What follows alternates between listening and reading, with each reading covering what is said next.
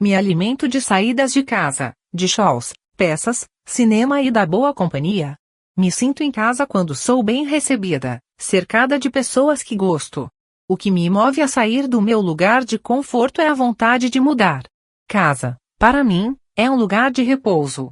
O cheiro que mais gosto de sentir durante o dia é o de pão na chapa com manteiga.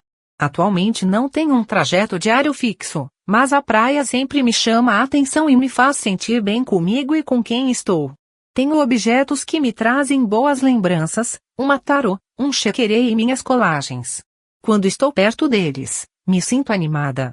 O ônibus é um lugar onde, mesmo cercada de pessoas, às vezes me sinto só. Moro em Fortaleza, no Ceará.